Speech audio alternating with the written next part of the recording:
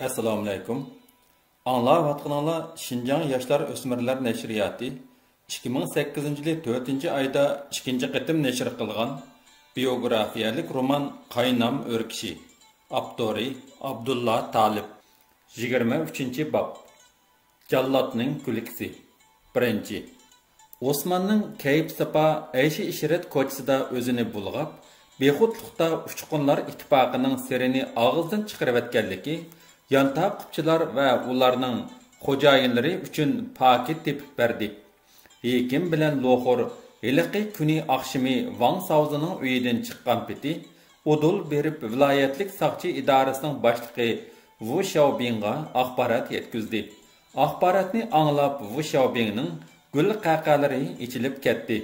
U darhol qora dasturlik g'angsiga quruq ko'knar pelikini tamakiga aralashtirib silib tutashtirdi-da, razvedka bo'limida to'xtamay hijib, u bulondan bu bulonga mang'ili turdi.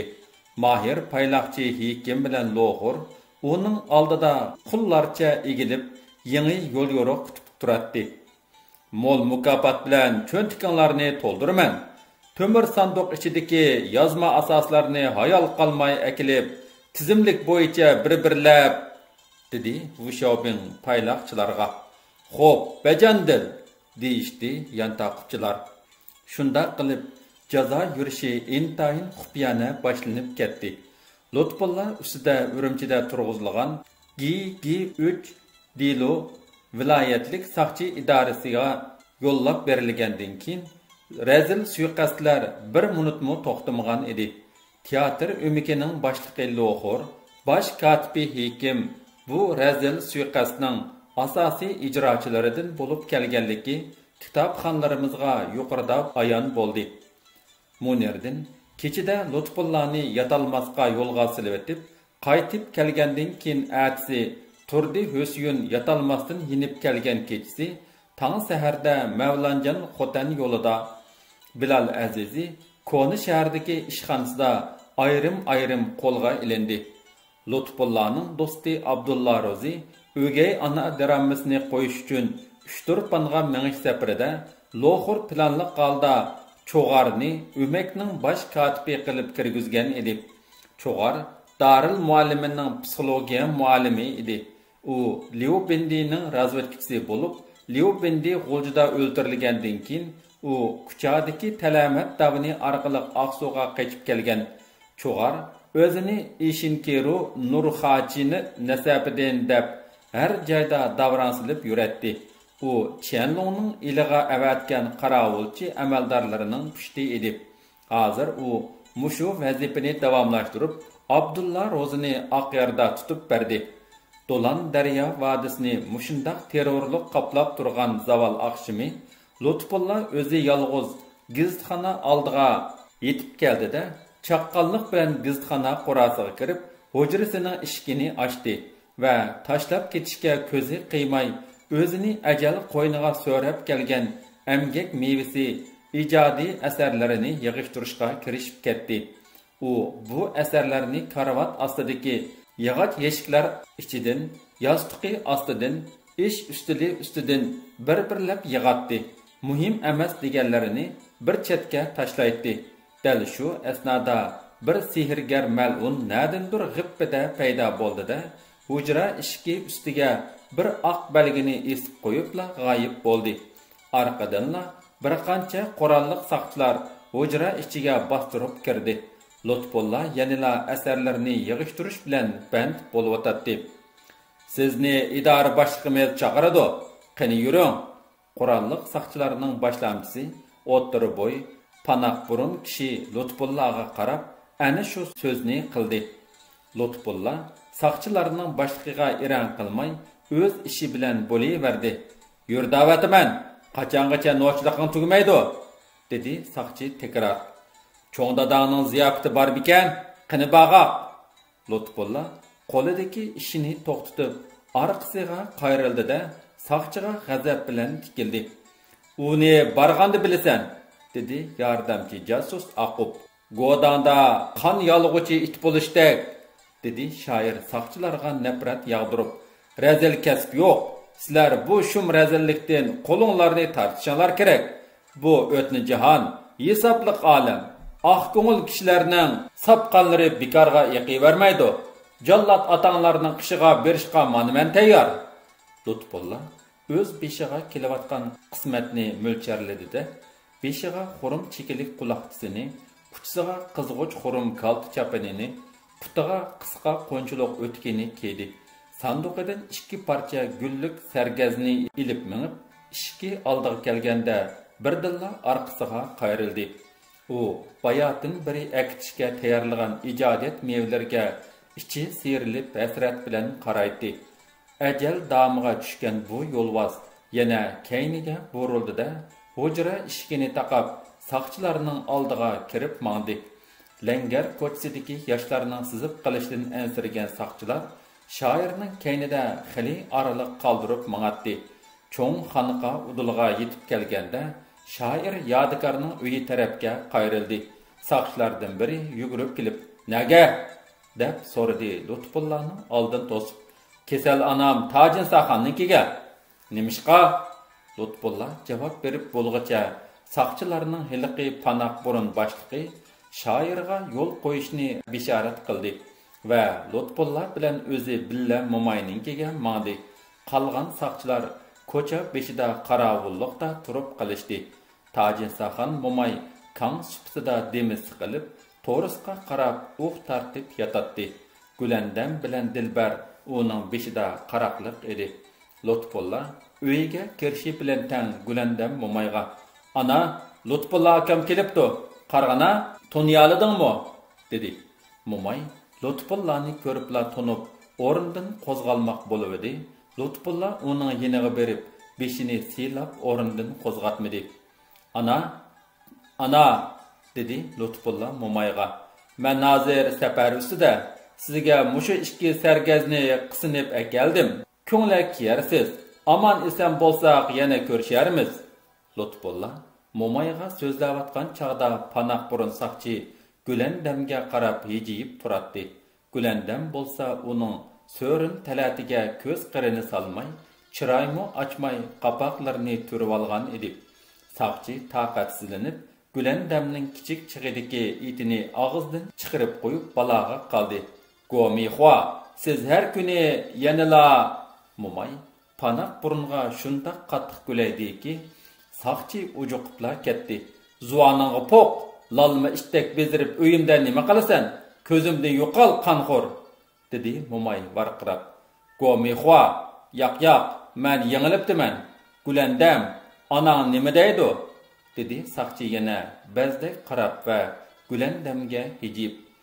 "Mana mushundoq deydi", dedi-da, Gulandam yugurgan peti saqchiga itilib berib, uning yuziga shalaqlatib 3 qitim tükürüvetdi.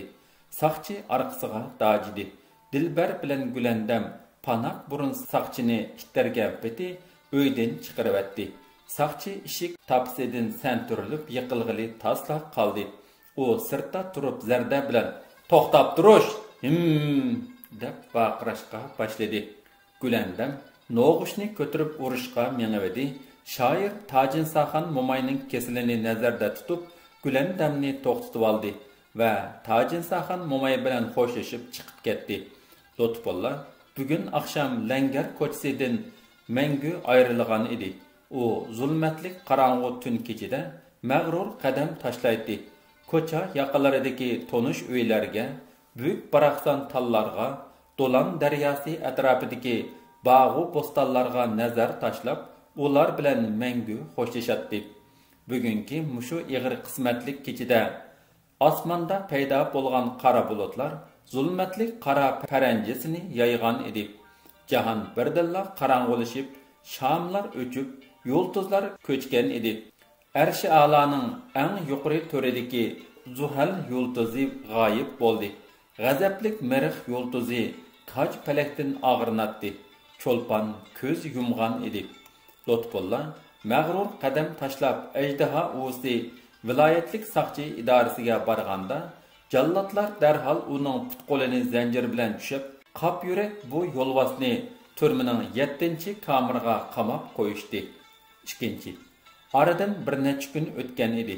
Jallat Wu Xiaobing 2. bölüm işxanasida bir tantanalik ziyafat uyushtirdi.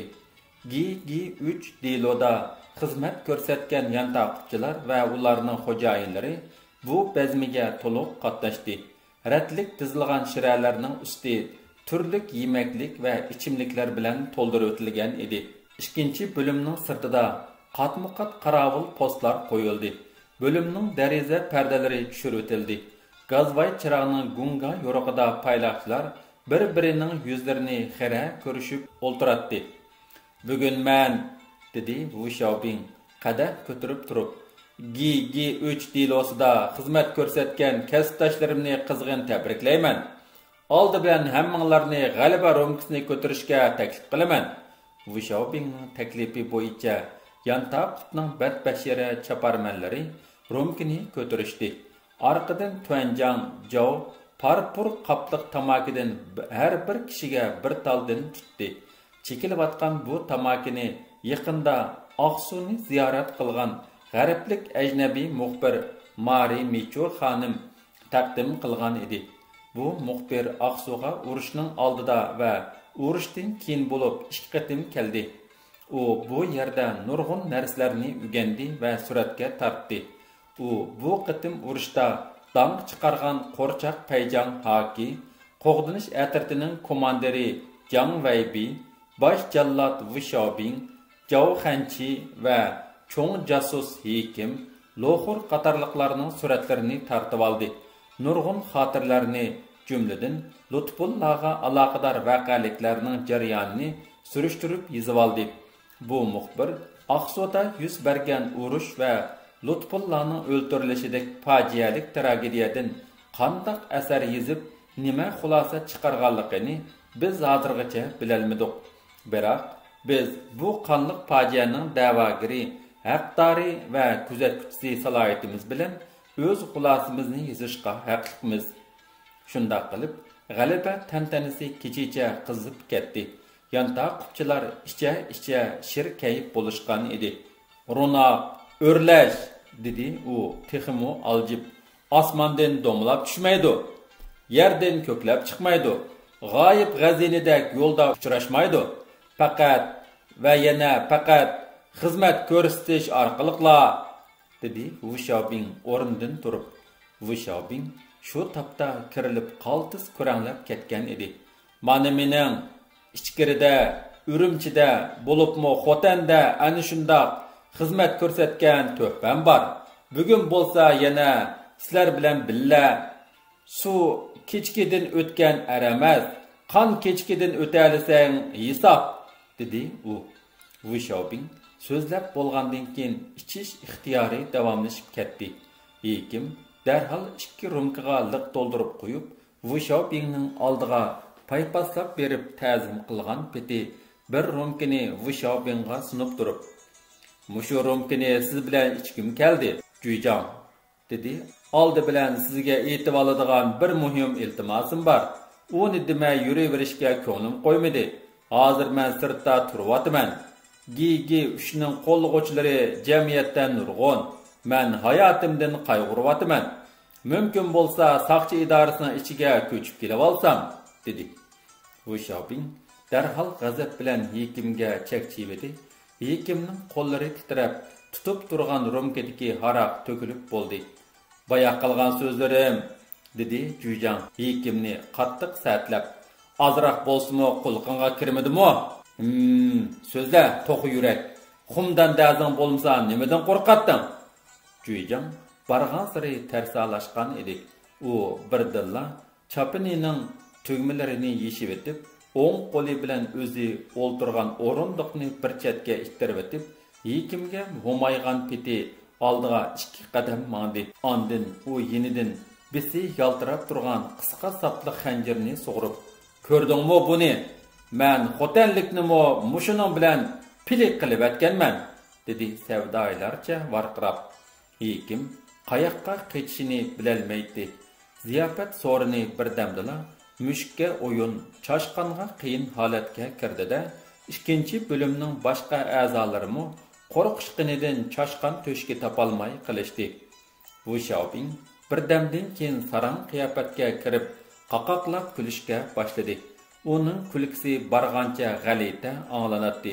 Keyin uning yuzlari ko'kirib, tishlari kirishib qoldi-da, qo'lidagi xanjar paqqada qilib yerga tushdi. O'zimo orqa tarafga santurilib, gup qilib yiqildi. Uning ikki ko'zi bu qushning ko'zidek qo'rqinchli farqirab turardi. Uning kanviyi Panoq Jangvaybi darhol apyun suyi akilib og'ziga temitdi. Bu chaqda ziyofat ahli tarqilib ketishgan edi. Keyin ko'knar peliki silingan tamaka g'angsini sho'ratqizgandan keyin Jujang sal-pal o'nglangandek bo'ldi. Uningga rastilla apyun xumar qilgan edi. 23-bob tugidi.